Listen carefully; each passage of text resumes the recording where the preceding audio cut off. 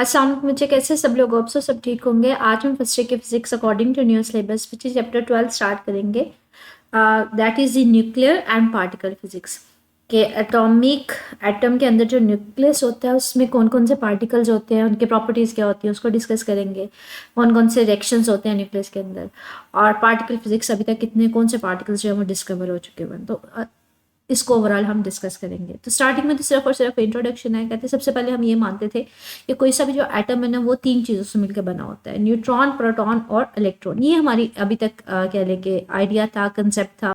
Atom में सिर्फ तीन पार्टिकल्स होते हैं। सेंटर में हमारे पास प्रोटॉन और न्यूट्रॉन होते हैं, मतलब प्रोटॉन के ऊपर पॉजिटिव चार्जेस होते हैं और न्यूट्रॉन के ऊपर कोई चार्ज नहीं होता, और इनके सर्कल में इसको ओवरऑल न्यूक्लियस बोलते हैं। ठीक है, सेंटर में प्रोटॉन और न्यूट्रॉन मौजूद होते हैं जिसको हम न्यूक्लियस बोलते हैं। मतलब न्यूक्लियस के अंदर ये दोनों पाए जाते हैं और इलेक्ट्रॉन इसके गिर्द रिवॉल्व कर रहा होता है। तो ये बेसिकली अभी तक हमारा कंसेप्ट था कि एटम के बारे में, कि एटम इन तीन पार्टिकल से मिलकर बनते हैं। लेकिन बाद में ना पार्टिकल के कह लें कि ये जो तीन पार्टिकल्स है इनके एंटी पार्टिकल भी डिस्कवर हो गए। एंटी पार्टिकल्स क्या होते हैं मुझे, यही पार्टिकल्स के ना सेम प्रॉपर्टीज होती है, सारा मैस सारा कुछ सेम होता है, सिर्फ और सिर्फ चार्ज ऑपोजिट होता है। लाइक हमारे पास अगर हम ये डिफरेंट पार्टिकल्स हैं, जैसे मैंने अभी बात की, उनके ना एंटी पार्टिकल्स हैं। इलेक्ट्रॉन है तो इसका एंटी पार्टिकल पॉजिट्रॉन होता है, जो सेम होता है, सिर्फ और सिर्फ चार्ज का डिफरेंस होगा। बाकी मैथ जितना इलेक्ट्रॉन का होगा उतना ही पॉजिट्रॉन का होगा। इसी तरह प्रोटॉन का भी एंटी पार्टिकल होता है, एंटी प्रोटॉन। दोनों में सिर्फ यही होता है, डिफरेंस होता है चार्ज का।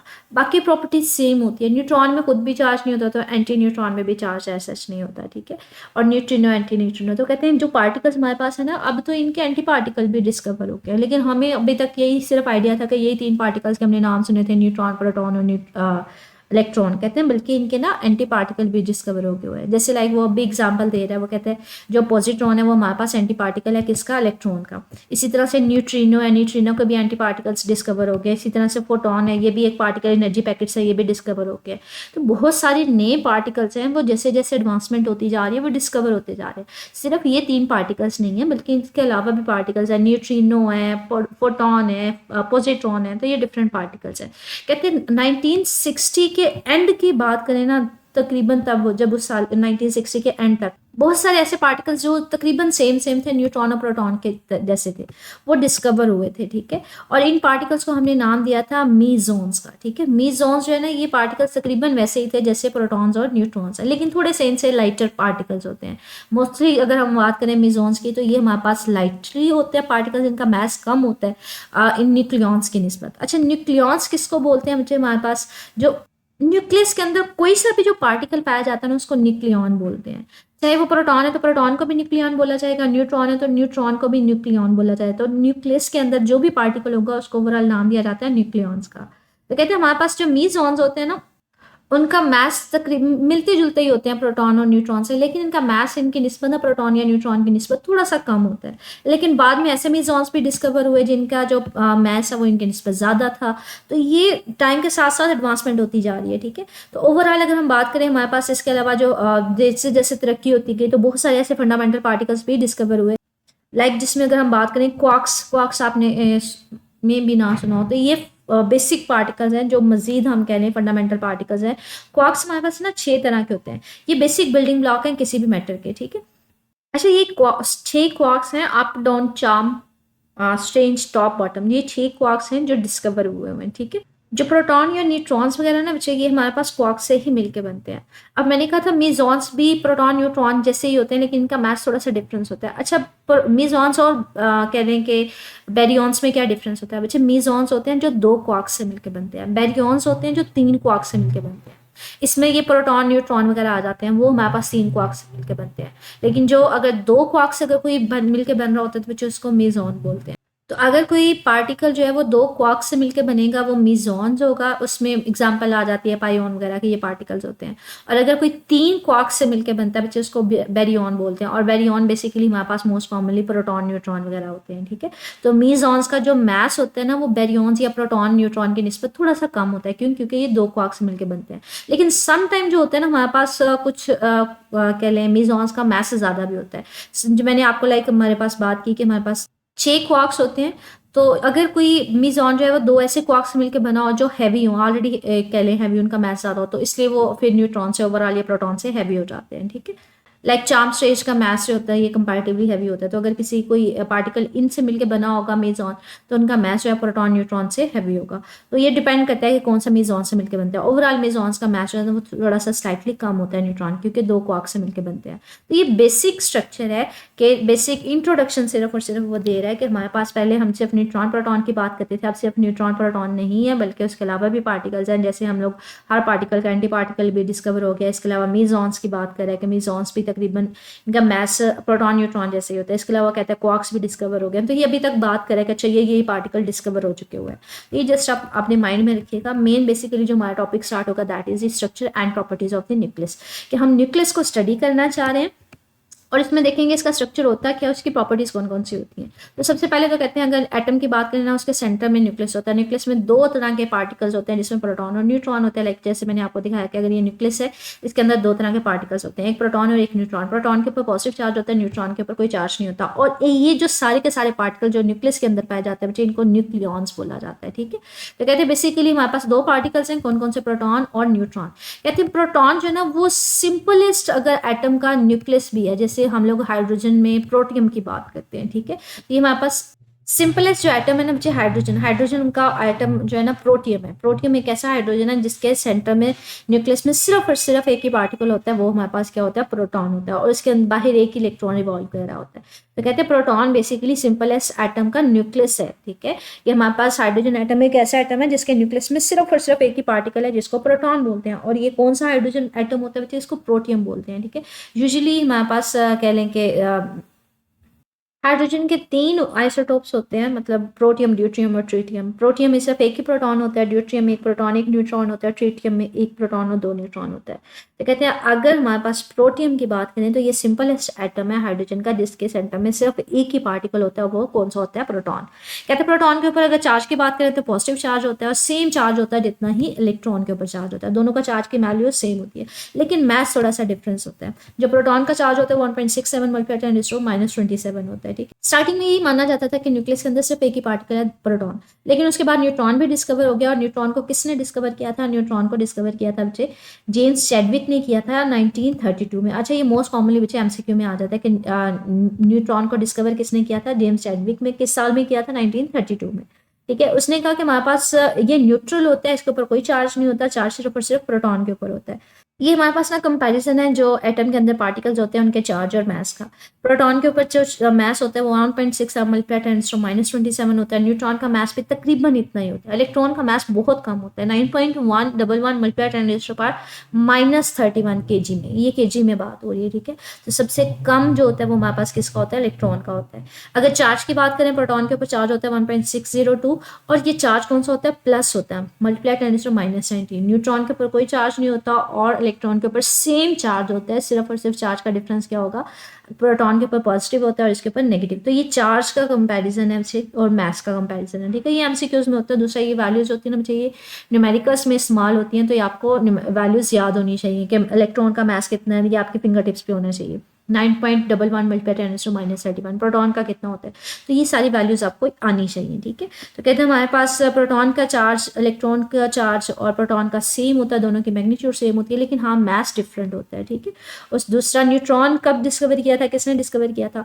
और न्यूक्लियस के अंदर जितने पार्टिकल्स पाए जाते हैं, चाहे वो प्रोटॉन है चाहे वो न्यूट्रॉन है, उन पार्टिकल्स को क्या नाम दिया जाता है, न्यूक्लियॉन्स का। तो ये एमसीक्यू भी आ जाता है, न्यूक्लियॉन्स किनको बोलते हैं, जो न्यूक्लियस के अंदर पार्टिकल्स पाए जाते हैं। ठीक है, इसके अलावा कहते हैं हमारे पास ना डिफरेंट अगर बात करें कि हमारे पास हाइड्रोजन एक वाहिद ऐसा न्यूक्लियस है, एटम है जिसके न्यूक्लियस में सिर्फ एक सिंगल प्रोटॉन होता है। बाकी जितने एटम्स हैं ना उनके न्यूक्लियस में प्रोटॉन भी होंगे और न्यूट्रॉन भी होंगे। प्रोटियम सिर्फ एक ऐसा वाहिद एटम है कि जिसके सेंटर में सिर्फ एक ही पार्टिकल होता है और मतलब न्यूक्लियस में सिर्फ एक ही पार्टिकल होता है, वो कौन सा होता है, प्रोटॉन। बाकी जितने सारे न्यूक्लियाई हैं उन सब में प्रोटॉन्स भी होंगे और न्यूट्रॉन्स भी होंगे। ये जो डिफरेंट तरह के न्यूक्लियस होते हैं इनको न्यूक्लियाइड्स बोला जाता है। ठीक है, कहते हैं किसी भी न्यूक्लियस के अंदर जितने नंबर ऑफ एटम्स प्रोटॉन्स होते हैं ना उसको नाम देते हैं एटॉमिक नंबर का। ठीक है, ये एमसीक्यूज के पर्सपेक्टिव से इंपॉर्टेंट है जो हाईलाइट कर रही हूँ, और न्यूमेरिकल्स के हिसाब से इनको सॉल्व करना भी आ जाएगा। ठीक है, तो आपने बताना है कि हमारे पास अगर कोई सा भी एटम है उसके न्यूक्लियस में जितने प्रोटॉन्स होंगे उसको एटॉमिक नंबर बोलते हैं। उसको बच्चे लिखते किससे हैं, उसको जी से रिप्रेजेंट किया जाता है। और किसी भी की सेंटर न्यूक्लियस के अगर हम बात करें सेंटर में जो ओवरऑल सम होता है ना प्रोटॉन और न्यूट्रॉन्स का, उसको नाम देते हैं मैस नंबर का। Mass number, atomic mass number कह लें या मैस नंबर कह लें, उसको रिप्रेजेंट करते हैं ए से, ठीक है। तो एटॉमिक नंबर क्या है, टोटल नंबर ऑफ प्रोटॉन्स, और मैस नंबर क्या है, टोटल हमारे पास कितने पार्टिकल्स है। फॉर एग्जाम्पल ये न्यूक्लियस है, इस न्यूक्लियस के अंदर जितने पॉजिटिव प्रोटॉन्स होंगे वो इसका एटॉमिक नंबर होगा। इस न्यूक्लियस के अंदर ओवरऑल पार्टिकल कितने हैं वो इसका मैस नंबर होगा। तो सारे के सारे पार्टिकल्स जिसमें न्यूट्रॉन्स भी आएंगे, प्रोटॉन्स भी आएंगे, उसको मैस नंबर बोलते हैं, और सिर्फ प्रोटॉन्स की तादाद उसको उसका एटॉमिक नंबर बोलते हैं, ठीक है। तो याद रखिएगा कि एटॉमिक नंबर जो होता है वो नंबर ऑफ प्रोटॉन्स होता है, मैस नंबर क्या होता है, टोटल नंबर ऑफ पार्टिकल्स होते हैं, इसमें प्रोटॉन प्लस न्यूट्रॉन्स होते हैं। और अगर आपने निकालने हो कि हमारे पास न्यूट्रॉन्स कितने हैं, मुझे अगर मुझे इसमें पता है कि मेरे पास टोटल पार्टिकल्स कितने हैं और उसमें मुझे प्रोटॉन्स की तादाद भी पता है, तो मैं न्यूट्रॉन्स की तादाद निकाल सकती हूँ ना। फॉर एग्जाम्पल मुझे पता है इसमें 12 है और मुझे पता है इसमें 6 प्रोटॉन है, तो मैं न्यूट्रॉन निकाल सकती हूँ। 12 में से मैं टोटल पार्टिकल्स कितने हैं, 12, 12 में से अगर मैं 6 प्रोटॉन्स निकाल दूँ तो इसका मतलब है बाकी 6 क्या होंगे, न्यूट्रॉन्स होंगे।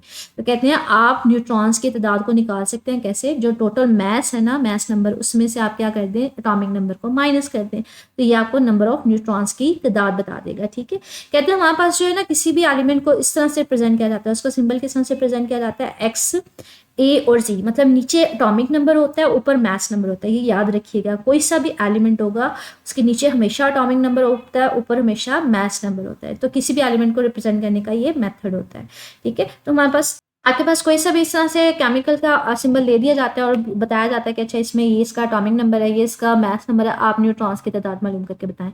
तो आप उसके मैस नंबर में से एटॉमिक नंबर माइनस करेंगे तो वो आपको नंबर ऑफ न्यूट्रॉन्स की तादाद बता देगा। अच्छा, इसके अलावा ना एक हमारे पास नई डेफिनेशन है यहाँ पे एटॉमिक मास यूनिट की। कहते हैं हमारे पास क्या है, जैसे आपको मैंने अभी इंडिकेट करवाया कि हमारे पास क्या होता है, इलेक्ट्रॉन का मास या प्रोटॉन का मास, के देखें 10⁻⁻27, बहुत स्मॉल वैल्यू, -27, इतनी स्मॉल वैल्यू। कहते हैं इसको के लिए वेट करना या इसकी कैलकुलेशन करना वो थोड़ी डिफिकल्ट हो जाती है, क्योंकि ये बहुत छोटा स्केल है, मतलब बहुत छोटी वैल्यू है केजी में। तो इसके लिए हमें क्या करना पड़ेगा, एटॉमिक लेवल पे एक नया यूनिट इंट्रोड्यूस करवाना पड़ेगा, एक नया स्केल बताना पड़ेगा, जिसमें हम लोग इलेक्ट्रॉन, प्रोटॉन, न्यूट्रॉन वगैरह का मैस मालूम कर सकें। तो उस मैस को हम नाम देते हैं एटॉमिक मैस यूनिट, ठीक है। अब एटॉमिक मैस यूनिट है क्या, इसकी डेफिनेशन क्या है, तो इसकी डेफिनेशन है कि जो 1 एटॉमिक मैस यूनिट है वो किसके इक्वल होता है। कहते हैं ये बेसिकली जो कार्बन 12 का 12वां हिस्सा है ना, वो हमारे पास 1 एटॉमिक मैस यूनिट के इक्वल होता है, ठीक है। तो 1 एटॉमिक मैस यूनिट की वैल्यू क्या होती है, 1.66 × 10⁻⁻27 kg।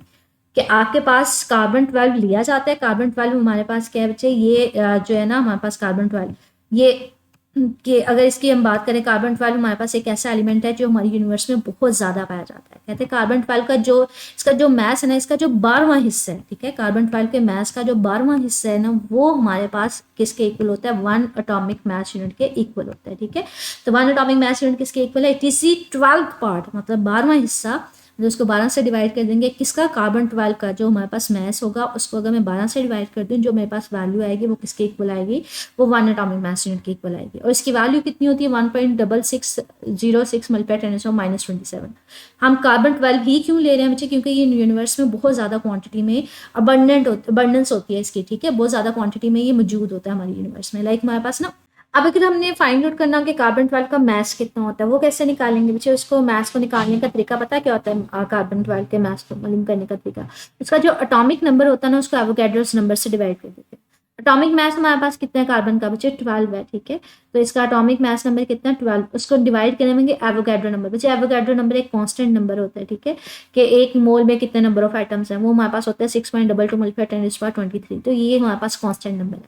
इसको 12 को जब इसके साथ डिवाइड करेंगे तो 1.99 × 10⁻23 ग्राम आएगा। तो एक कार्बन 12 का जो मैस होता है वो इतना होता है। अगर ये ग्राम में, अगर आप इसको केजी में लिखेंगे ना, तो ये 10⁻⁻26 हो जाएगा। मतलब किलो की वैल्यू 10⁻³ होती है ना, तो ये 3 डिजिट बढ़ जाएगा। अगर यहाँ पे आप किलो लिखोगे तो ये केजी में 10⁻⁻26 बन जाएगा, ग्राम में -23 है।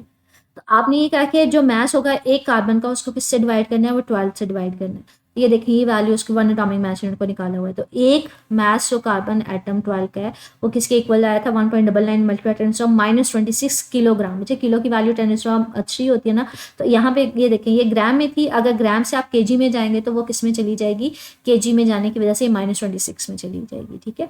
उसको 10⁻³ से और कह लें कि हमारे पास मतलब इस वैल्यू को 1000 से मल्टीप्लाई करेंगे और डिवाइड करेंगे, जब मल्टीप्लिकेशन की जगह किलो आ जाएगा और डिवीजन वाली जो 3 वैल्यू है वो ऊपर जाकर माइनस होकर 10⁻⁻6 में आ जाएगी, ठीक है। -26 जब इसको 12 से डिवाइड करेंगे तो 1 एटॉमिक मास यूनिट किसके इक्वल आ जाएगा, 1.66054 मल्टीप्लाई 10⁻27 ग्राम के इक्वल, केजी के इक्वल। तो ये हमारे पास एटॉमिक मास यूनिट की वैल्यू आई। अब ये मैथ्स में इतने एक एटॉमिक मास यूनिट इतने मास के इक्वल है। अगर इसको एनर्जी में देखा जाए, बच्चे इलेक्ट्रॉन वोल्ट जो होता है ना, ये एनर्जी का यूनिट है, ये हमने पीछे पढ़ा हुआ है। अगर ये एनर्जी में देखा जाए कि ये किसके इक्वल है, हम लोगों के पास ना आइंस्टाइन इक्वेशन है। आइंस्टाइन इक्वेशन हमें क्या कहती है, E is equal to mc²।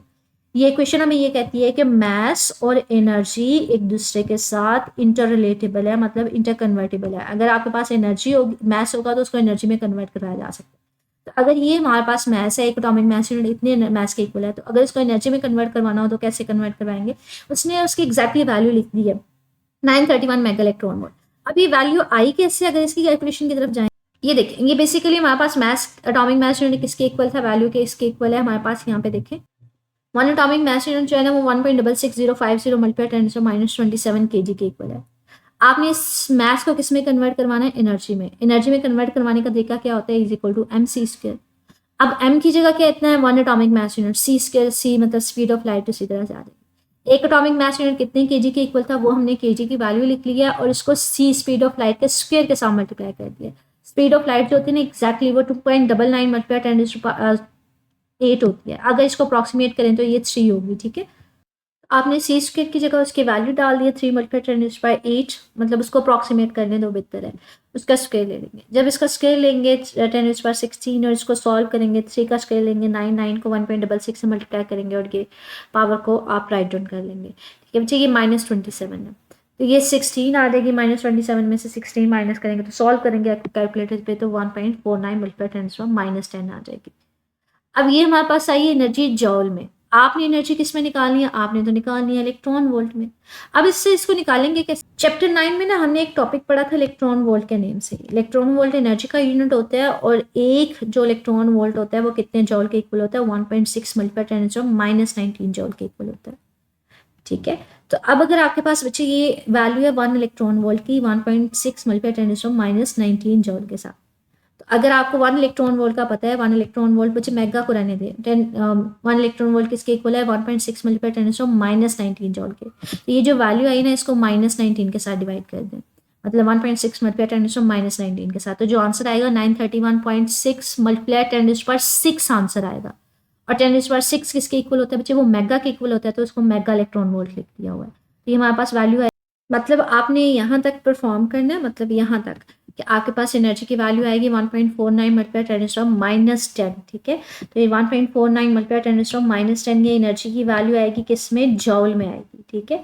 लेकिन आपने किस में लेनी है, आपने तो इलेक्ट्रॉन वोल्ट में लेनी है। और एक इलेक्ट्रॉन वोल्ट किसके इक्वल है, 1.6 मल्टीप्लाई 10⁻19 के, -19 जॉल के इक्वल है। तो आपने इलेक्ट्रॉन वोल्ट में जाना है बच्चे, ये जॉल इधर आने दे तो ये इधर मल्टीप्लाई हो रहा है तो ये डिवाइड हो जाएगा। तो एक जॉल की वैल्यू कितनी आ जाएगी, 1 electron volt divided by 1.6 multiply 10⁻19। तो जॉल की बजाय यहाँ पे क्या लिखें, इलेक्ट्रॉन वोल्ट और डिवाइडेड बाय 1.6 मल्टीप्लाई बाय 10⁻19, ठीक है।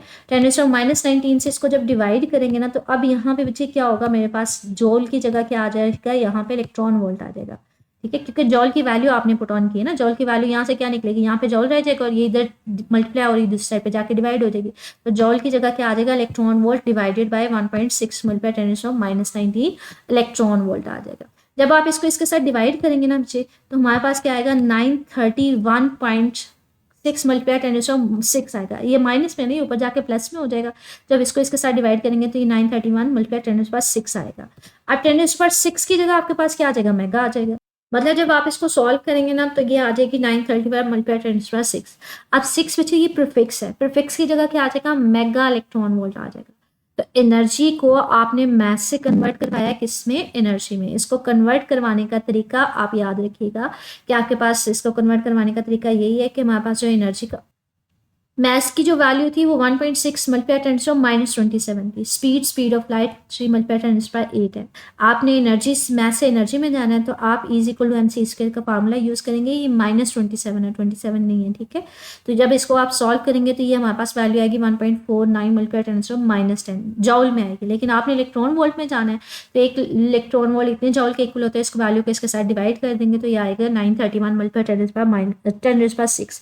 जी ये 6 है तो ये प्रीफिक्स है मेगा, तो आपके पास 931। आपकी बुक में ना उसने एग्जैक्टली इन वैल्यूज को सिंपली वैसे सिंपलिफिकली अगर हम बात करें तो वैसे आपको ना प्रोवाइड कर दिया हुआ है। इसकी कैलकुलेशन वगैरह कोई नहीं गिवन, तो आपको करने की जरूरत नहीं है। जस्ट मैंने आपको एक्सप्लेन किया है कि ये आया कहाँ से है।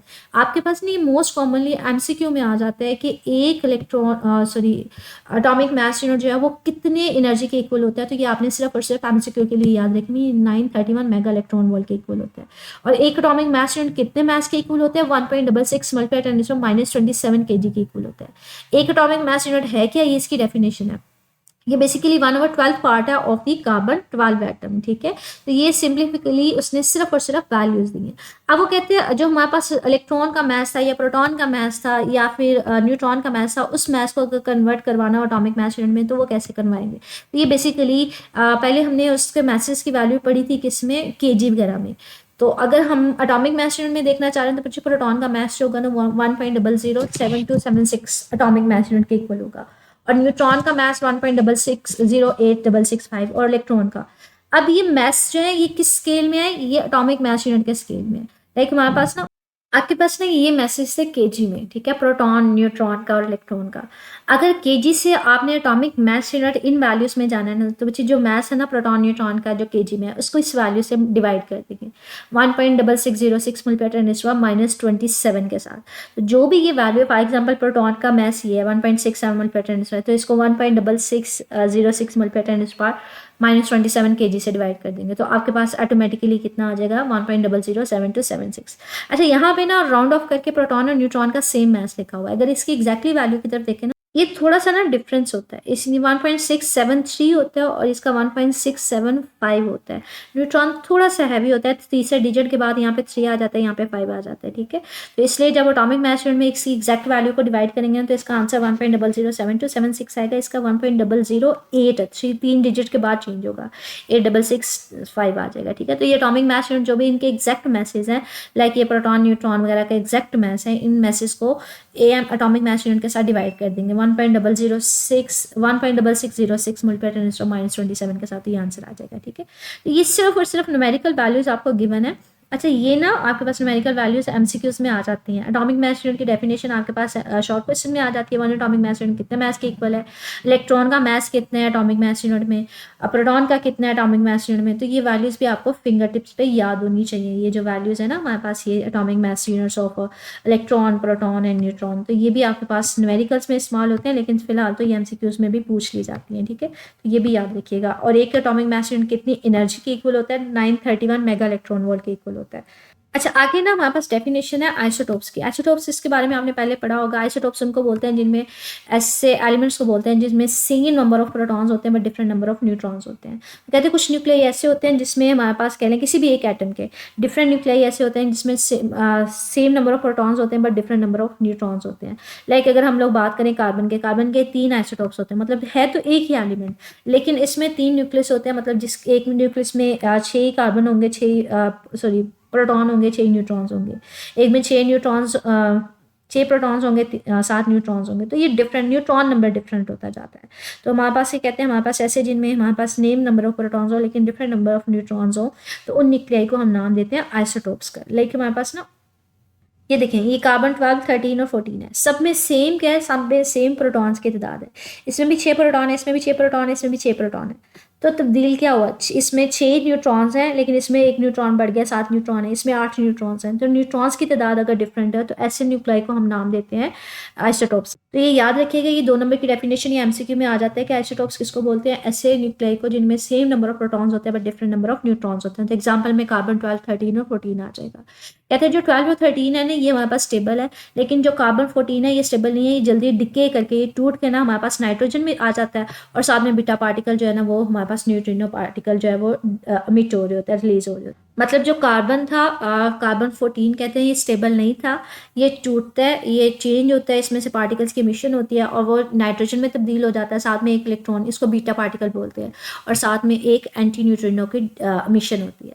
अब बच्चे कार्बन का जो अटोमिक नंबर होता है ना वो 6 होता है, नाइट्रोजन का जो अटोमिक नंबर होता है वो 7 होता है, तो मतलब एक प्रोटॉन इसमें नाइट्रोजन में ज़्यादा होता है। तो प्रोटॉन कहाँ से आता है बच्चे, यहाँ पे पता है क्या होता है, एक न्यूट्रॉन टूट के ना, न्यूट्रॉन टूट के एक प्रोटॉन देता है और एक इलेक्ट्रॉन देता है। प्रोटॉन तो इसमें कन्वर्ट हो जाता है, पहले 6 प्रोटॉन्स थे, एक न्यूट्रॉन टूटता है तो एक प्रोटॉन बढ़ जाता है, वो नाइट्रोजन में चला जाता है, और जो इलेक्ट्रॉन था वो बाहर निकल जाता है। और अगर कहीं पे न्यूक्लियस से इलेक्ट्रॉन बाहर निकलता है तो इसको बीटा पार्टिकल बोलते हैं।